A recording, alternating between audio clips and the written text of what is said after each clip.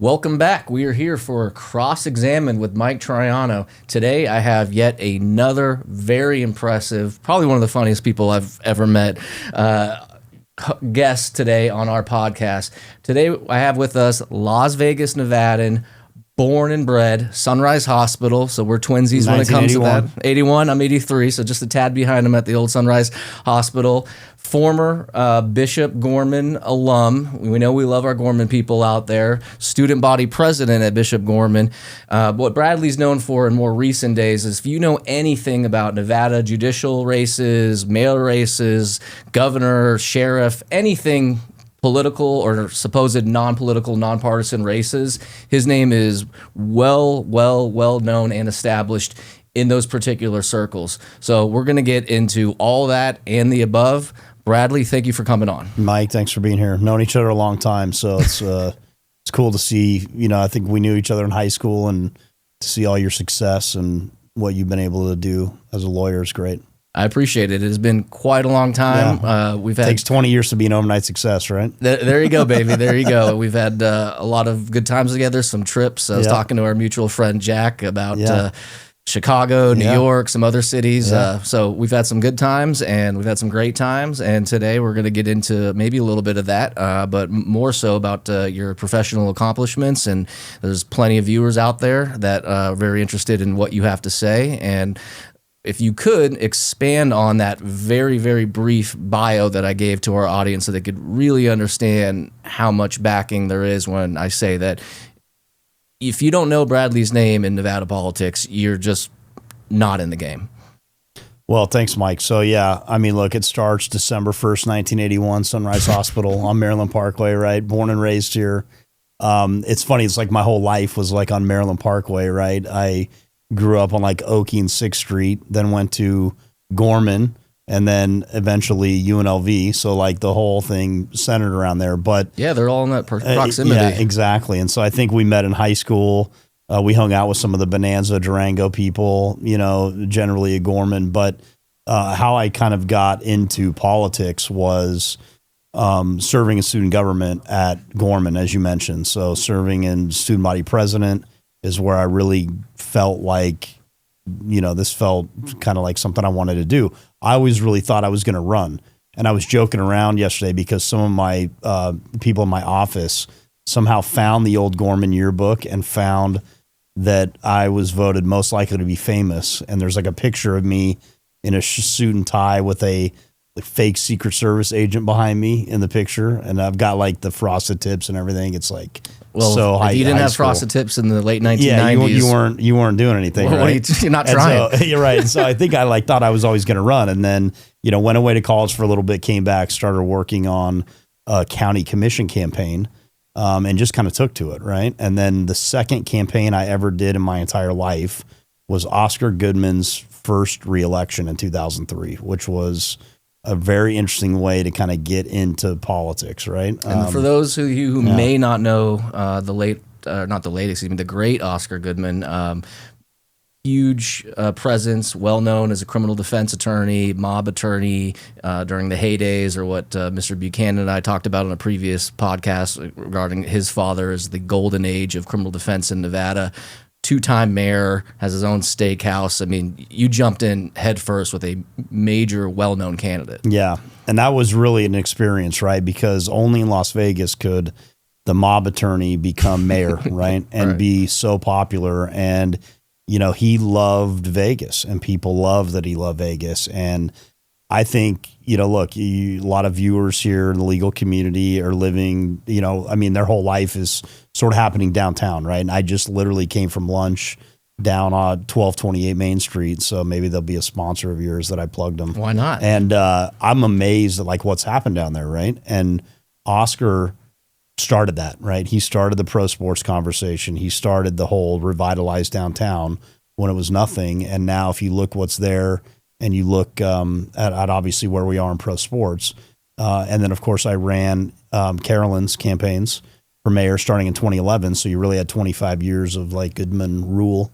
And Carolyn is Oscar's wife, who as well had 2 consecutive terms. As 3 mayor. terms. I mean, she actually served 13 years because they change the election cycle. Okay. And so, you had that. So got into it that way, and then eventually just kept doing campaigns, graduated from UNLV, and I've just kind of done them ever since. Right. And so now in that period of time, I've done I think something like maybe 65% of all local government elected officials right now are clients that I've worked for, between county commission, city council, North Las Vegas council, the sheriff, Henderson council, some statewide races. So, kind of an interesting business. They don't exactly hand you a textbook and tell you how to run a campaign. You just have to lose a lot before you win a lot. So I joke around with everybody that it just took 20 years to be an overnight success on that kind of stuff, right? And then another part of my background is that in 2014 we started our firm called Argentum Partners, and so that is now kind of a comprehensive, multifaceted firm, where we have a law firm actually that does liquor and gaming licensing for, say, like every 7-Eleven and Terrible's in the state of Nevada. You're going to want one of those if you're running a bar in Vegas. And many others, right? And the gaming is especially unique to Nevada, of course, right? And then, we have a PR shop, a lobbying operation, then my campaign operation. And so we have a very large legislative lobbying practice. This is a law-centric show. The things that affect everybody legally every day are actually, they're done during the legislative session. And so I do campaigns in the even year and legislative session in the off year.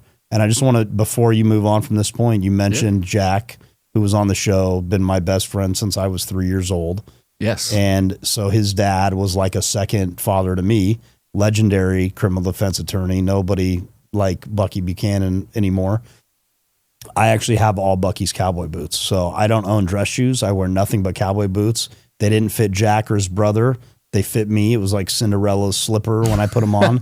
So I inherited all his cowboy boots. So Bucky's, legendary cowboy boots that have roamed the courthouse now roam the legislative building and other parts of Vegas. Living legend continues to walk through those important Nevada hallways. And we referenced that briefly in our podcast about, I don't believe we name dropped you because we knew you were subsequently coming, but somebody close to him that still wears those beautiful boots. I just name dropped myself. Well, that's what you got to do, self-promotion, baby. Yeah. So, Bradley, you are not the man on the ballot, but you are the man making those changes and helping and drafting those outcomes. And as anybody knows who watches this podcast, we're huge fans of Swingers and Vince Vaughn. So he is the guy behind the guy, taking care of business. So I want to transition a little bit from your bio, because that was a very modest bio. You could go on and on, because you've done governor race, the current standing governor, you were his campaign manager, successful bid. Well, that I don't do statewide races, so that actually, I wish I could take credit for that. Oh, you weren't on the governor? I've worked on many sheriff's races over the years. Oh, when you represented him, right? I worked on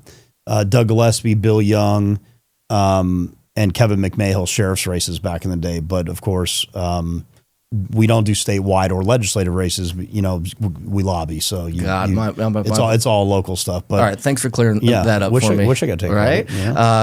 You've just you promoted me. You just have so many. Your hands in so many pots. It's like, where are we going to go with that? You promoted me. So let's talk a little bit about more so in your wheelhouse, like you said, some of the judicial races, or even sheriff. And in my opinion, and I believe in a lot of the public's opinion, those are what we would call a nonpartisan or non-political races, even though it seems like the reality behind the scenes that politics comes to play. That's just the reality of the world we live in, right? Politics seems to have its fangs and everything. What are the unique circumstances, complications, strategy-wise, when you're dealing with a judicial or a sheriff's race that is supposedly on its face, or when you click the little button when you're in the voting booth there, it says nonpartisan. What are those unique circumstances, strategy-wise, that you implement in comparison to what we'll talk a little bit later, which would be the more forward-facing political races? Sure. Well, it's interesting because local government-wise, everything is a nonpartisan race with the exception of county commission and the exception of district attorney. Funny enough, which you think should be a nonpartisan race, right? Right. But everything else, right? Regent, school board, city council, mayor, all nonpartisan races. But the dynamic at play is that everybody that is voting for you has a partisan leaning, right? So I like to joke around like streetlights and potholes aren't partisan when it comes to being a city council person, but everybody voting for you is a partisan. The huge story, I think the biggest story in Nevada politics in recent years has been the rise of the independent voter. So automatic voter registration was enacted in 2018. So when you go to register your car at the DMV, you're automatically registered to vote. That has created a gigantic surge in nonpartisan registration. And nonpartisans also all have a political leaning, but they have an ideology. They're either moderate, liberal, conservative, and they're willing to ticket split too, right? So they're now a massive factor. There's 1 million nonpartisan voters in Nevada, and those voters are actually shut out from partisan primaries. So they cannot vote in the Republican primary, the Democratic primary. But so we have two kind of elections, right? The local races I'm talking about, with the exception again of county commission and DA, are all open primaries, right? So in a judge race, every single one of those judges for that office is appearing on the ballot, and you're voting for one, and the top 2 vote getters are going to the general election, right? So navigating that is really interesting, because the city council races that I generally was most known for used to be in the odd years, right? So they would have the filing in February, the primary in April, general in June of an odd year. And in 2019, that was the last year they did that. So now they've moved all these to the even year, which means they've exposed those campaigns to national atmospherics. What you mean by that essentially is in a presidential election year that the top name on the ticket could have significant influence over A, people even just showing up to the polls, and B, what lever they're going to click. Am I correct in that? Right, exactly. It's like now that you're in that used to be extremely low turnout races, right? We do a city council race and 4,000 people would turn out and vote and decide the race. It's a lot of work for 4,000 votes. It is, and a lot of money for 4,000 votes, by the way. But those were like door to door. I mean, I'm talking candidate knocking doors, scrounging for every vote, every phone call. But all those voters were also super highly informed. There was no confusion about who and they were voting for and why when they showed up at the ballot box. Well, in a perfect world, we'd have an informed electorate. You would hope so, right? But now that everything's in the even year, you have tons of people showing up that are there to vote for president, there to vote for U.S. Senate and Congress, who really haven't been able to get that high information on those down ballot races. And so now the question is really, okay, I'm here for maybe national reasons, and now I got to look down at a city council race. And then what they start doing, that's now the case, is start looking, okay, which one of these city council candidates is really a Republican, really a Democrat, because it doesn't say that name next to the ballot, right? And so now you're exposed to that. So a great example is a city council race in 2022 was a very well-known, long-time Republican, state senator, assemblyman who had been a city councilman, moved to a new council district, and was running for re-election after having lost. And I had a former Republican legislator who had been out of office for 15 years come back and run for that seat. So to give you an idea of how these dynamics have played out, we're in a 4-way primary election, an open primary election. We lost the primary by 9 points, but my candidate and the other person I mentioned went on to the general election, top 2, right? Conventional wisdom was, oh, wow, she lost the primary by 9 points. Like, she's not going to win, right? I knew that the partisan dynamics all of a sudden flipped because that was a very Republican-heavy primary electorate, which favored that other candidate.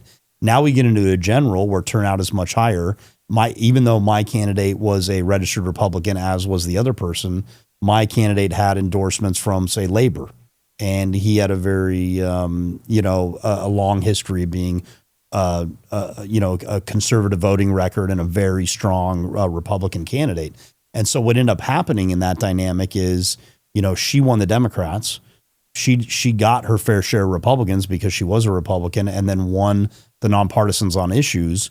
the end result was she turned a 9-point loss in a primary to a 7-point win in a general, which I think surprised a lot of people, but not me, because I knew how the partisan math would change. And so you have that now being introduced into those type of races that did not used to be the case. I don't love it.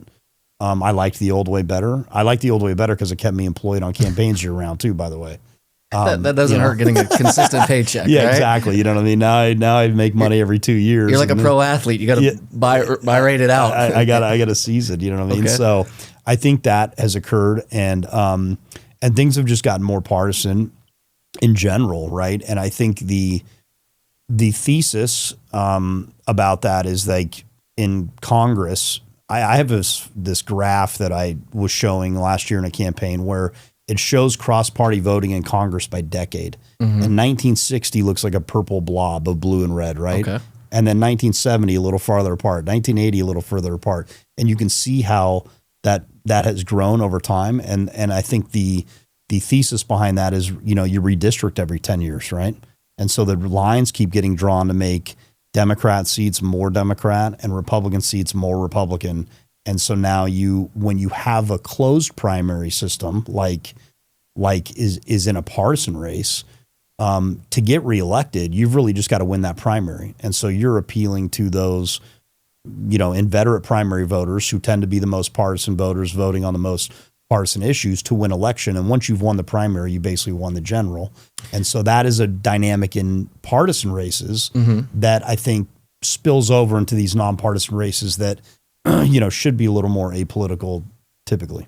Two-part question. So as far as the purple turning into very fire engine red and very dark blue, that's projected, at least on the national scene. And I personally try to consume a lot of media because you don't know what the sources that you're getting, but it seems to be somewhat of a consensus, at least on a national level, that we are as a society becoming more and more partisan on every issue up and down. Do you see that happening more so here locally on that level? And then in addition to that, I understand what it means, but for our viewers that aren't as politically inclined as yourself, can you give us a little bit more of a clear definition of that closed primary race and what that means as far as a barrier for people voting? Right, totally. So in what I mentioned on the open primary, every candidate for that office is listed on the ballot regardless of party. Okay. There is no party mentioned next to their name. And every single voter that's registered voting in a race gets a chance to vote in that race. Regardless of affiliation. Regardless of their affiliation, and which includes the nonpartisan independent voters that are registered. In the closed primaries, all the Republicans are listed on the Republican ticket. The Democrats are listed on the Democrat ticket. And there is no minor party candidates in a primary election. For a closed primary. There's no closed primary for Libertarian Party or Independent American Party, which are some of these parties that appear. The Green Party. And so the only people that get those ballots are, the Republicans get the Republican primary ballot. The Democrats get the Democrat primary ballot. They will also have those nonpartisan races on there too, right? So you get, if you're a Republican, you get the ballot. It's got all the partisan races with the Republicans, but then you've got regent, school board, city council, if it's applicable to you, that exist on the ballot in a nonpartisan way. So you almost are voting in two different systems in a way, right? Together, which did not used to be the case. And on the second part of the question, do you see what is presumed, or at least from what I consume in multiple media sources, that we seem to be becoming as a society more and more partisan, far left, far right, etc.? Is that like a media narrative, or do you believe that's actually occurring? And do you also see that here at a local level in Las Vegas, Clark County, etc.? Yeah, I think that, I don't know if I already said this once before, but like streetlights and potholes aren't partisan kind of thing, right? Yeah. Okay, so I just said it again. So what about dog catcher? Right. Yeah. Well, I joke around. That's funny you say that because I tell people, like in the West, there's like this certain independent streak in the Western United States, and I joke around. Voters want to vote on everything, and we'd vote on dog catcher if you let us. You know what I mean? Is there a dog catcher in? Maybe animal control is about the closest that you're going to get.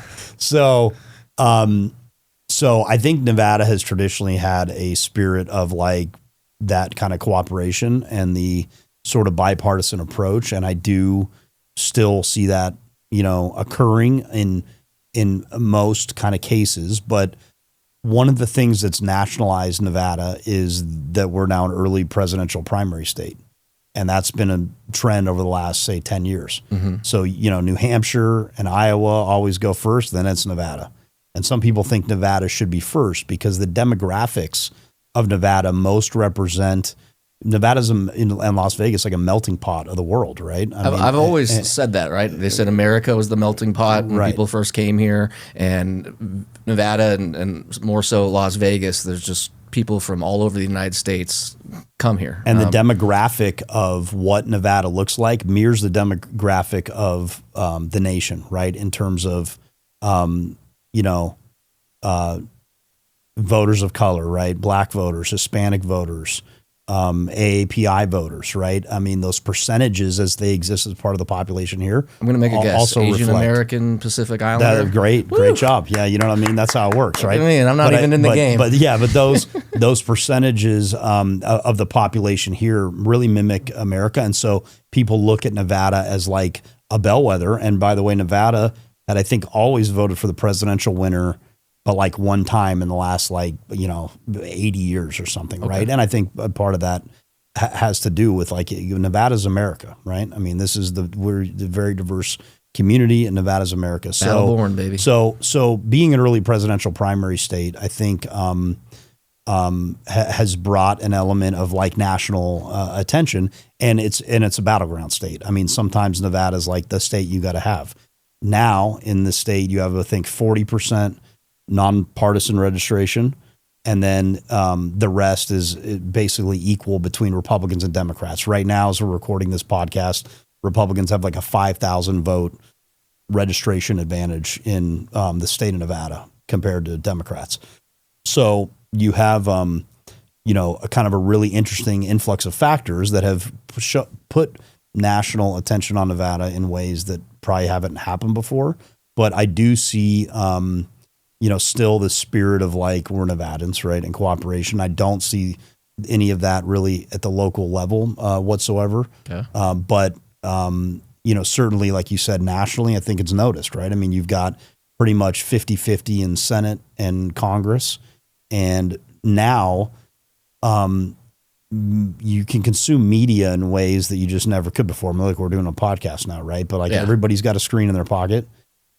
Social media has given you access to your elected officials in a way like never before, where you can DM them and subtweet them and they're reading the Facebook comments and everything else. I guess that could be good or bad depending on who your candidate is. Totally, right? Your perspective as a manager. But it allows elected officials to be connected to the electorate, but there's a lot of incoming happening there, right? And so I do think that and so I think creating more, an open primary system. I mean, I've talked about this a lot in Nevada. There was a proposal last year to bring an open primary to Nevada where every single race on the ballot is going to be, every candidate, regardless of party, listed.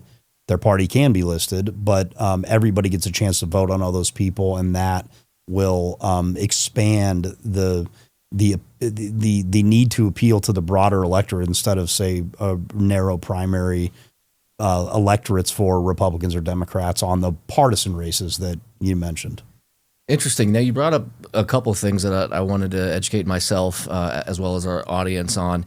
One of those is you're talking about Nevada being one of the first states in a national president primary, if you will. And you said New Hampshire, Iowa, and anybody who follows at least presidential politics, that's pretty well known, baked in the cake.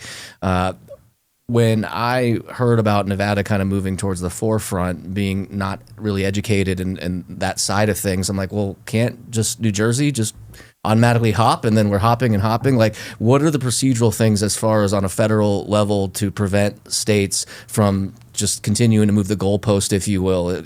How does that work? Yeah, it's funny because New Hampshire is like from 1776, or whatever, has been like the first state, and they a little closer to England, right? Yeah, right. But they take their first in the nation status very seriously, right? I mean, when people are watching a presidential election, Dixville Notch is the name of the town in New Hampshire that is like the first to vote. And so literally at 12:01 Do we have to bleep that out? at 12:01 a.m. I mean, it's really what it's called. Look it up. Okay.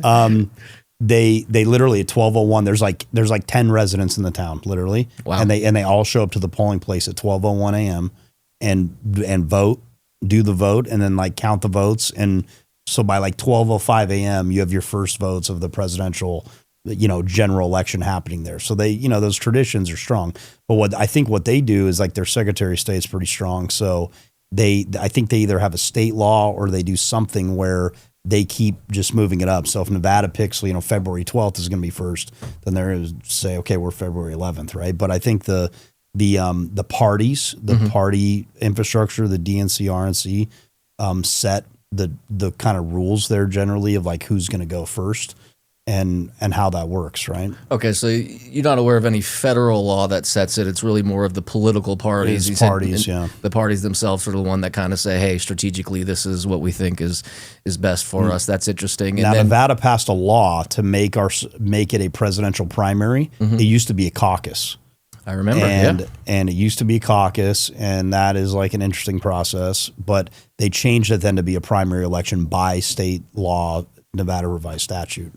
And then that, plays into whatever the parties decide nationally. You were also referencing the uniqueness of Nevada, and like we said, and I mentioned earlier, the United States was founded on like that melting pot philosophy, and I always would tell people, hey, what's Vegas like, or what's Nevada like generally? Obviously, you have your pockets of certain areas that may lean more conservative or may lean more liberal, but essentially the melting pot of America, if you will. What's interesting about Nevada is, at least for locals and outsiders that I'd like you to comment on, is we have on the state legislature side, I believe, either a majority or a super majority for the Democrats as far as assemblymen and senators. Is that correct? Yes. Is that a super majority? Not a super majority. It has happened at times. Okay. Not currently. Okay. It's 3 votes short of a super majority. So it's there, yeah. It's pretty darn close.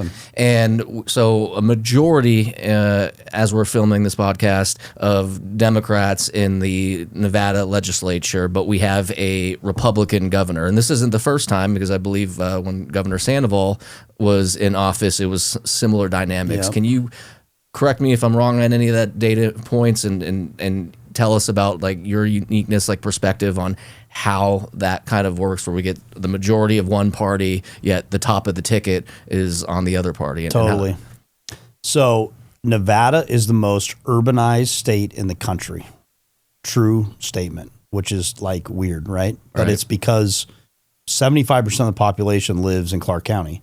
And then another, I think up to like, then the Delta up to 92% lives in the Washoe County, Carson City, Douglas County region.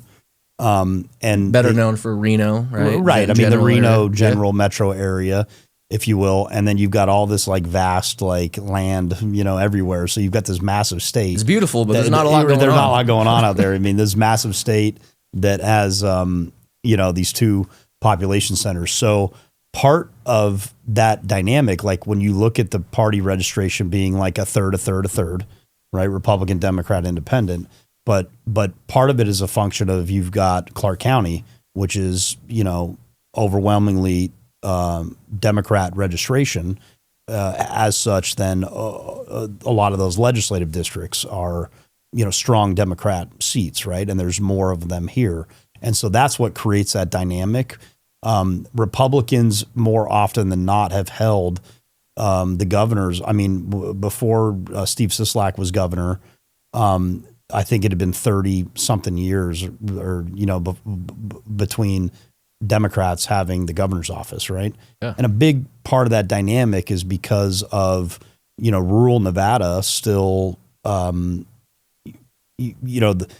rural Nevada, heavily Republican, and they show up as an overperformance of their party registration. Right. So, they're voting at a very high clip, where you might have underperformance in midterm elections, say, of Democrat voters and certainly a dramatic underperformance of independent voters. So when you say that there's an overperformance, do you find that, at least on the local or national, if you'd like to speak on it, a difference between party, whether that's Republican or Democrat, as far as that term high propensity, right? As a campaign manager, you want, I mean, all voters, but the high propensity voters are essential to getting across the line and getting that W. Do you see a difference in one party to the other, or does that vary on region, state, definitely. local?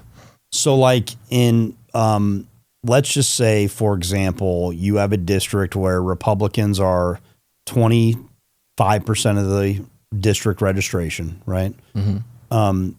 In an off year, say non-presidential year, the actual Republican makeup of who voted might be 32%, right? Meaning those voters turning out at a higher clip are making up a higher percentage of who voted in that race compared to their registration, right?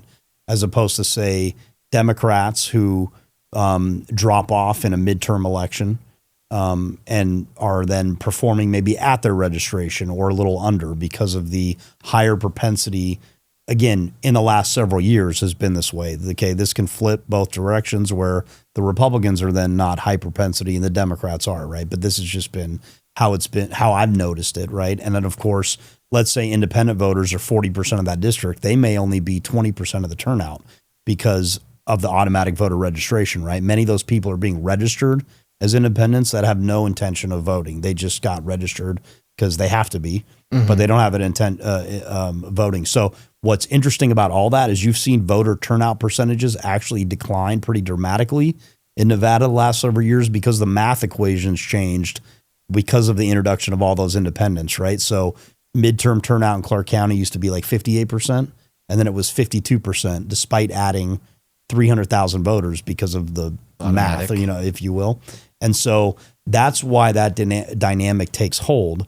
And so Democrats, when they look to win in Nevada, have generally had this thought like you need to run up the score in Clark County, right? You got to create, they call it the firewall, right? You got to have 80,000 Democrat vote lead and turnout in Clark County in order to overcome that overperformance of rural Nevada. And it kind of washes each other out. And then Washoe County really is the battleground. Washoe County is like 50-50.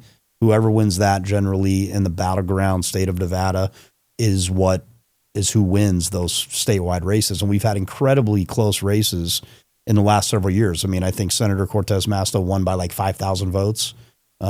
Jackie Rosen won kind of by a close margin. There's been some extremely close statewide races,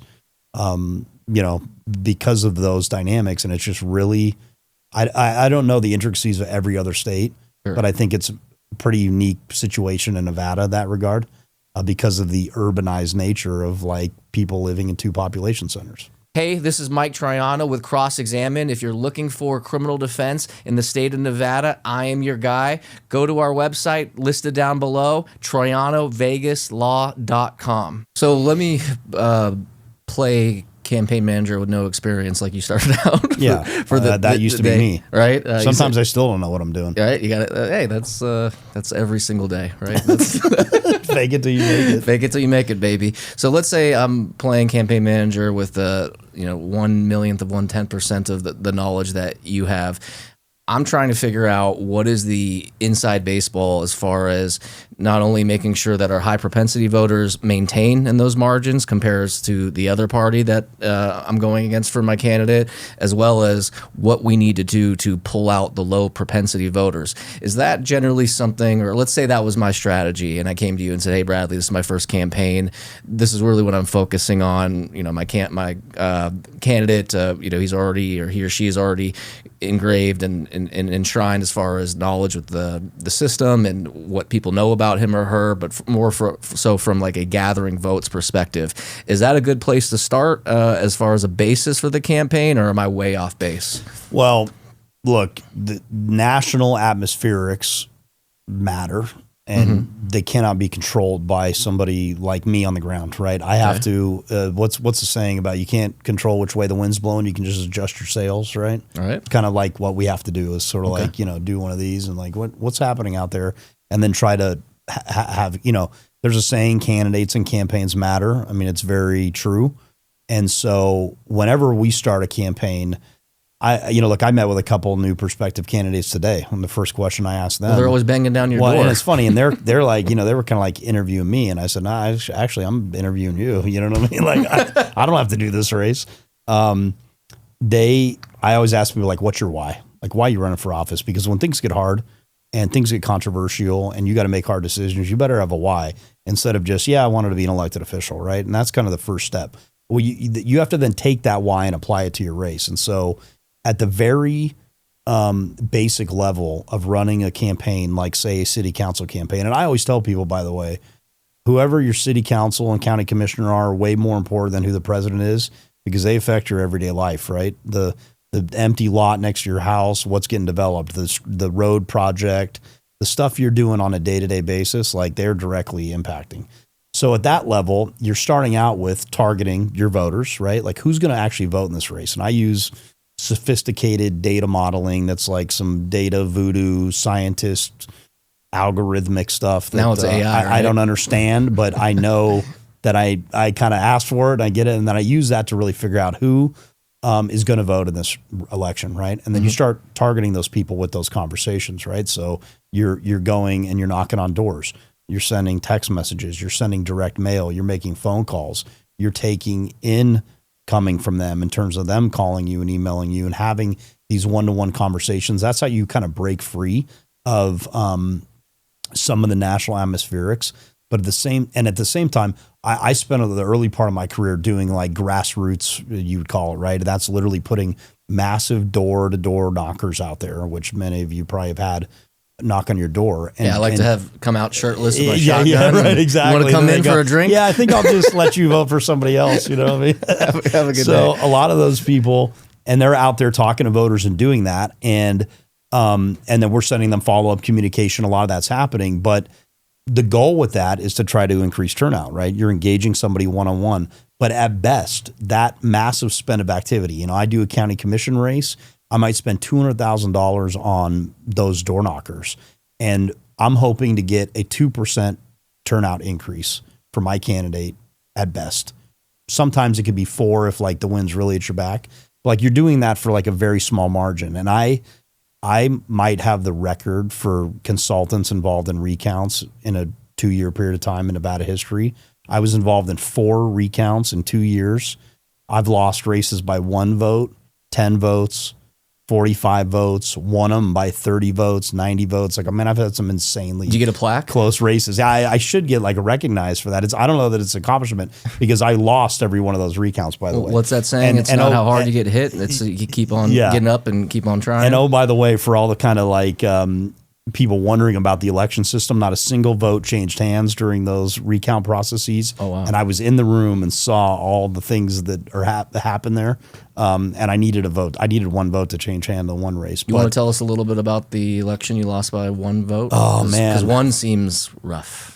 Well, I'm sure they're all rough. This one, I didn't. It was a very, very difficult, But on the same day that I was a part of Mayor Carolyn Goodman's smashing 20-point victory for mayor in 2011, is the same day I lost that race by 1 vote. And I didn't enjoy the mayor's win whatsoever because I hate losing more than I like winning, right? Kind of thing.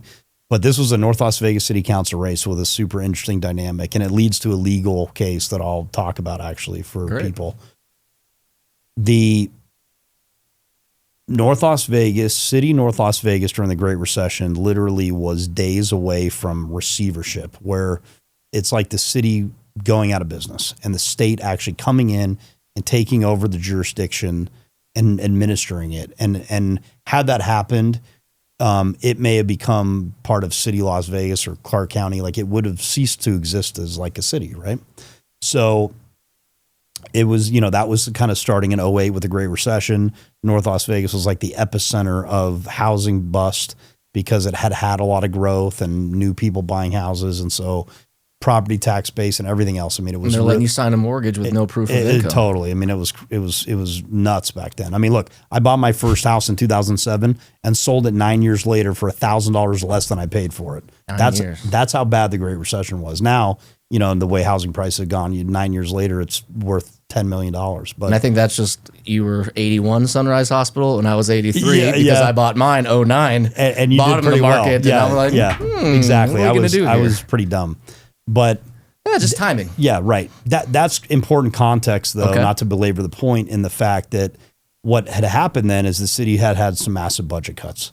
So they started to have to make cuts to salary, right? And that included the bargaining units, right, in terms of like Teamsters and the fire department and police department, because those are part of those were part of North Las Vegas. Essential services, right? Exactly, essential services. So my candidate was up, and he, had to make some of those tough decisions, right? And so there was a massive then effort against him to unseat him, and he had done pretty well, raised some money, and it was like the turnout in the race was like 2,600 votes, right? So total. You're talking total. So you're talking like hand to hand, like vote to vote type thing.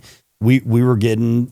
It was hard for us, right? Because we had this effort against us, given those tough choices that the city had to make, which really no one wanted to make. And luckily, North Las Vegas's turnaround now has just been completely remarkable, by the way.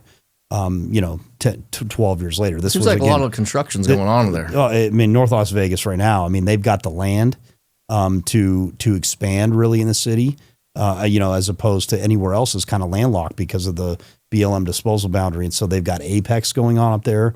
The city, never more financially healthy, growth, redevelopment, like just a really remarkable place. And that's due to the effort of mayors and city managers and council people that have come in those times after 2011. So, one of the things that we did in that race that was so interesting is we were down, we were kind of polling, we were down. So we did an audio mailer in that race that we basically cut like a 1-minute radio ad. And like those cards you get from grandma that says, "I love you" in her voice. Exactly. Okay. Literally cut a 1-minute radio ad, put it into a mailer, and sent 1,000 of them. And How much did that cost? They were $8 a piece. $8, $8,000? $8,000, and it was a lot. Okay, but it was like needed to be done. That kind of flipped the race around, got us back in the game, and then when it came down to it, we then lose the race by one vote. Okay. However, in the audit of the results, it turned out that something happened where like a voter was given a voter in Ward 3 somehow voted in Ward 4 in a mistake that happened that actually showed up in the audit. Because again, Nevada runs some of the best elections in the country. And so that showed up. It was like a fluke, weird type of thing. And so the process for dealing with that was that the city charter was like the city council would call a special election in that precinct where that vote occurred. And like that was literally in the city charter. Where the vote should have occurred, or where the error was. Where the error was. Okay. It was like special election in that precinct where the error was, right? And again, talk about legal stuff. I mean, that's kind of why we're telling the stories, because this led to a legal case. Like, so you have the city charter, right? That is established, and there is a procedure in there for when this kind of situation might have occurred. How does it get dealt with? And so the city council, following procedure, declared a special election in that precinct. And then there was a lawsuit, of course, by the opponents that ended up happening to then challenge that. And it ended up in district court, and the case was litigated out in district court with all of this. And ultimately, it lost. And so there was no special election, and we had to take the one vote defeat. And we weren't able to appeal that to the Supreme Court because it's kind of costly and expensive. But I was going to say a lot of legal fees for one vote. It was a super interesting exercise. And if we would have tied, I would have much rather we tied, because in Nevada revised statute, I think the term used is a game of lot, quote unquote, is how a election is resolved. What it means practically in Nevada, and this has now happened twice, including once last year, is if you tie in a race, you go into a courtroom, judge shuffles up a deck of cards, you draw a high card, whoever has the high card wins the election. I thought you were going to say flip a coin, but that's a lot more Vegas-esque. And it happened in a North Las Vegas council race that same year. In the primary election, there was a tie. They had to do it in another ward back then to pull it out. And then Last year it happened for like, Eureka County Water Commissioner or something, like article in the paper about it. So the two guys running to be Eureka County Water Commissioner had to go into the Eureka County Courthouse and draw a card, and it was kind of funny. Little low stakes. It wasn't like it was the tied election for governor. But right. Could you imagine? I don't know. Water's pretty important here in Nevada. Lake Mead's at historic lows. Yeah. So that was some of my interesting races. That was a wild experience that we haven't encountered since, and I don't think there's been a one vote loss since, and I'll never get over it. However, what I will tell you is that candidate persevered and stayed in the game, and 4 years later, we re-won that seat. He's still serving in office today. Nice. So was out of the game for 4 years, won it in 15, won it in 19, and won it again in 24, and now will be term limited. So you only lose when you stop trying. Right, a redemption story. I love it.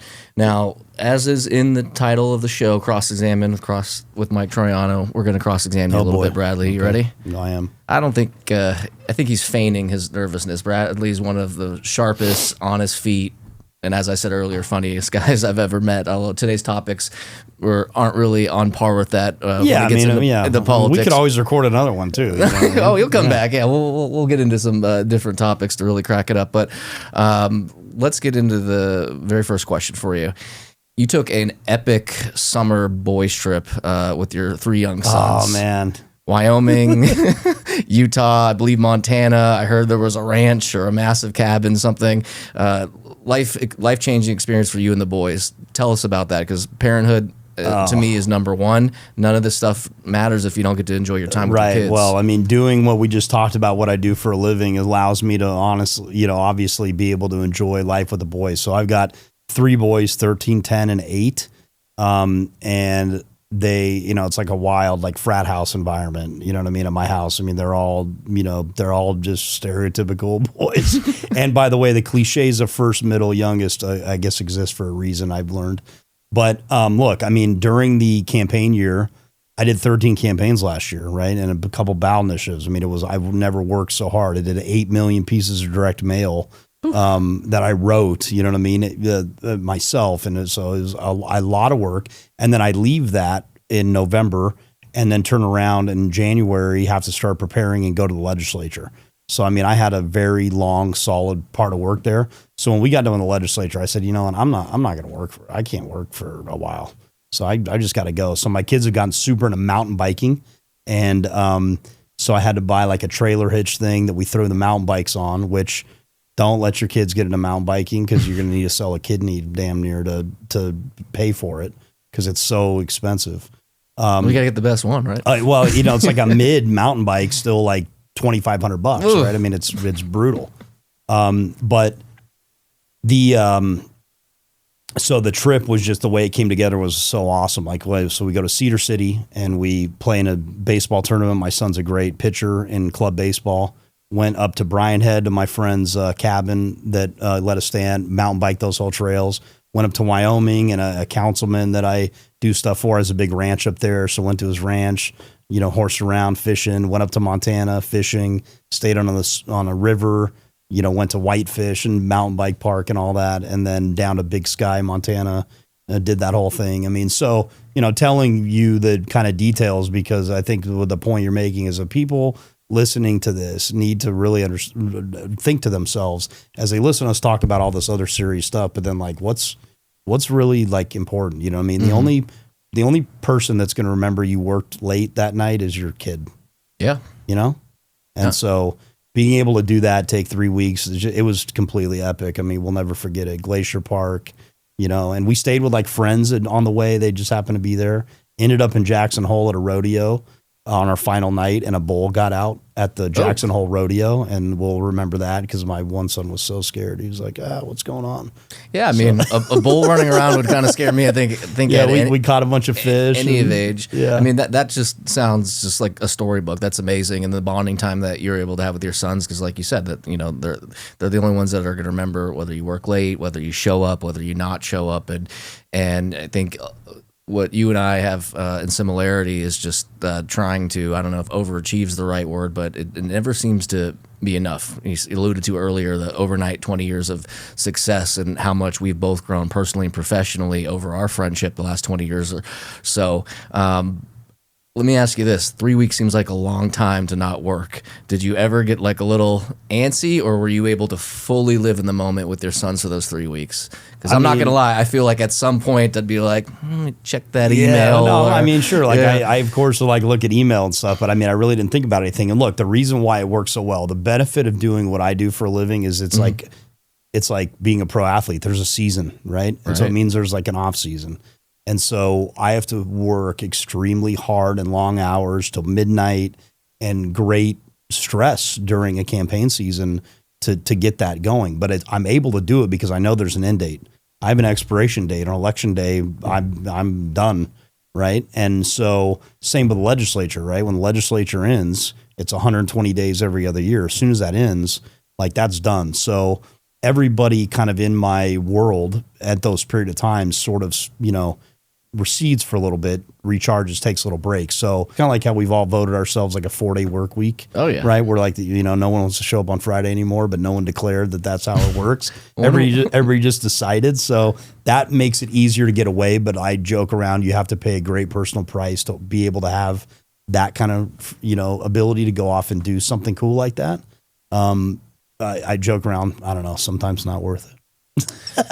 I mean, sometimes I'd rather just put my 2-week vacation. I don't think any high achiever doesn't have those thoughts, but you got to show up every day for your clients. On my end, if you have clients, candidates, etc., and you got to put on a high performance and put yourself in a position to do something that you love. And I think there's the other side of that coin where you don't want to be an absentee father. I certainly don't, and I try to make it for all those important moments, but trials and things happen. At the same time, you're giving your children a role model. I mean, right? I mean, that sounds like typical, like you're the father, but really as far as from a work ethic perspective, and they could see that this man that's directly responsible for their life shows up each and every day, even when it's hard, because it sounds glorious, right? These judges, all these people in politics. I mean, some people, it sounds like a nightmare, right? They're totally adverse to politics, which I can understand. But on that basis level, like especially being so well known in the community, which you are, it sounds glorious.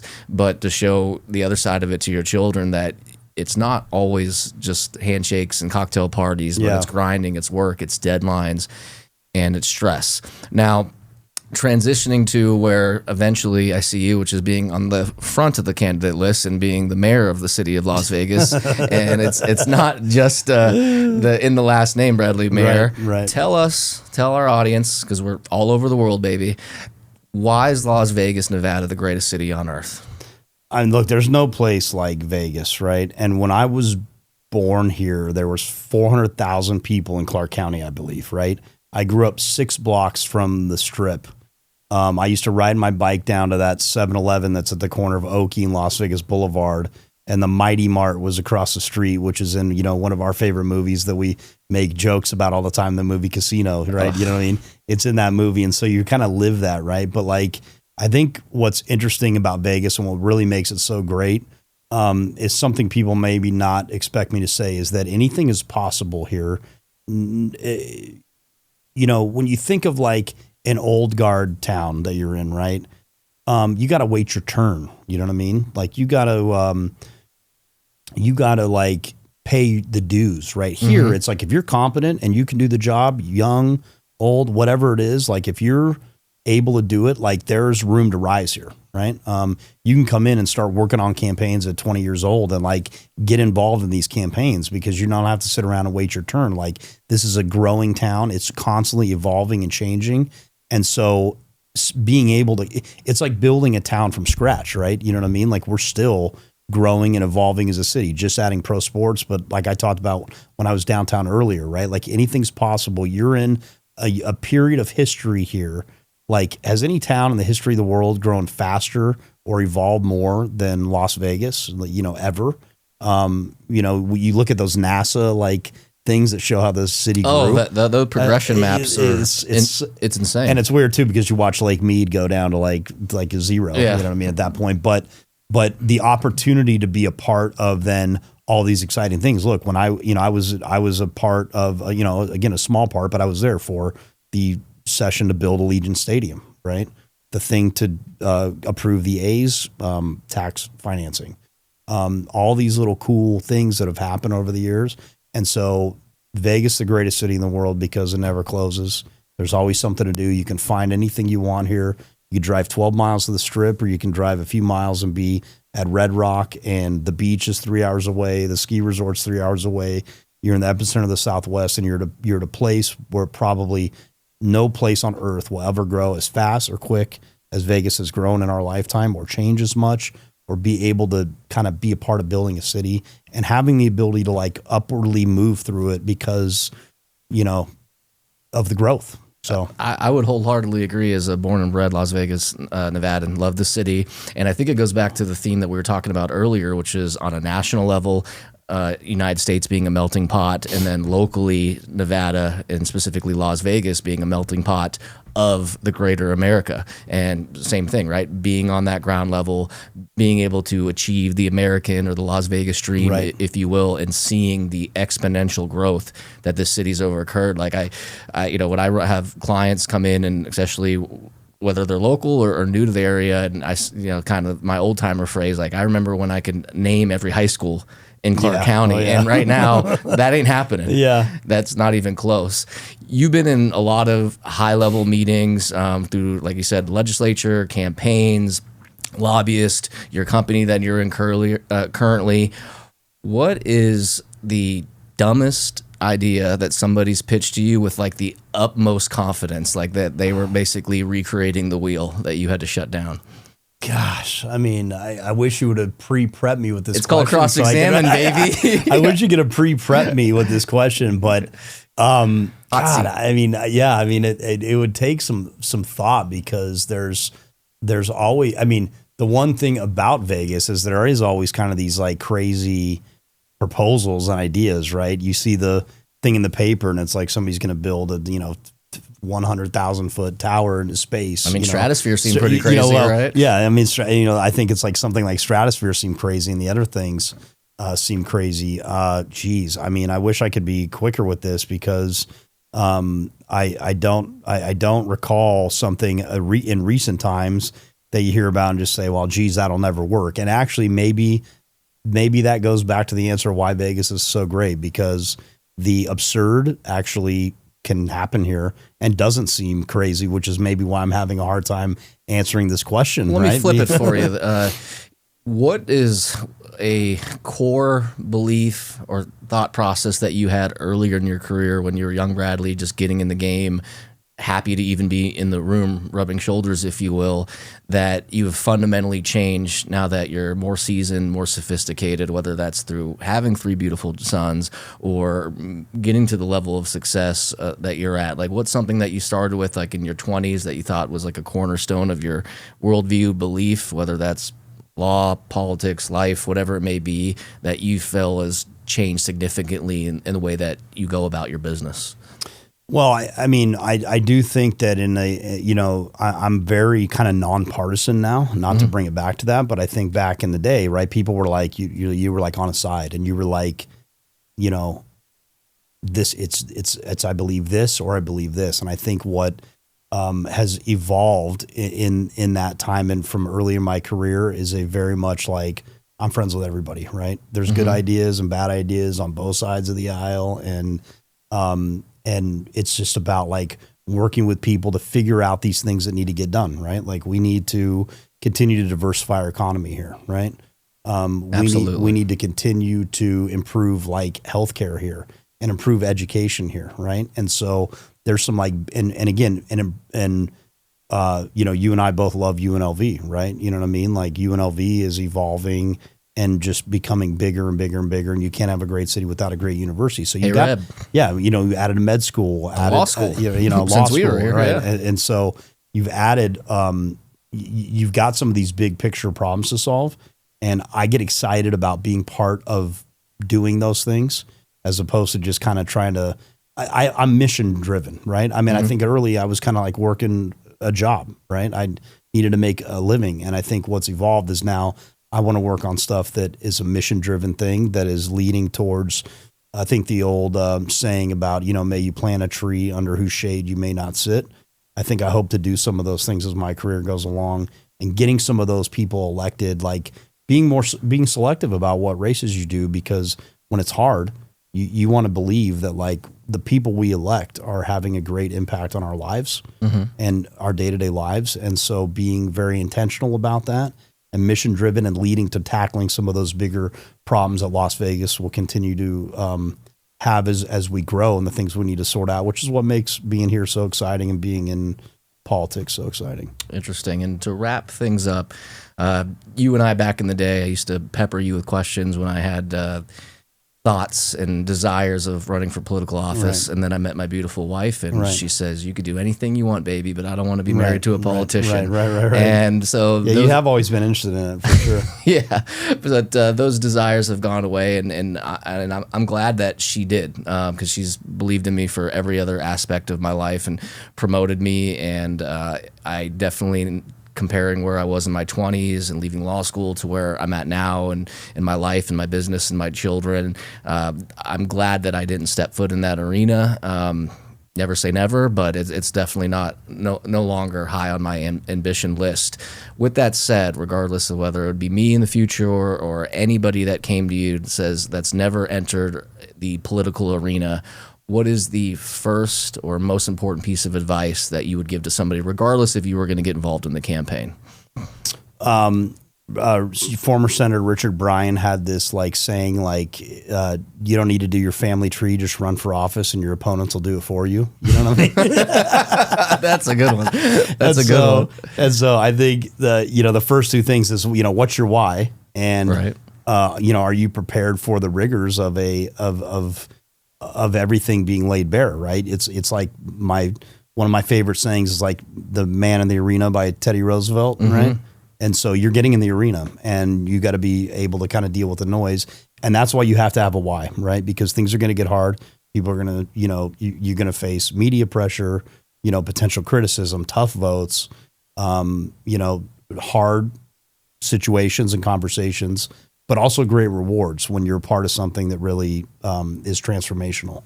And so those are really the two questions. And as for myself, I always did want to run for office. I still sometimes dream what would it be like to push the green or red button. You know what I mean? Yeah. I mean, you can't unelect me, right? Which I suppose is why I'm kind of on the behind the scenes. I can't get unelected, but the whole joke that I've maybe made too much is the idea that my dream is that Summerlin becomes its own city and then I run for mayor of Summerlin. I think that'd be a great idea. My last name being mayor, it's like he's got the name now, give him the job, you know what I mean, kind of thing. So, but that's just my funny little joke, and so I might do that if they let me do it, I'll do it.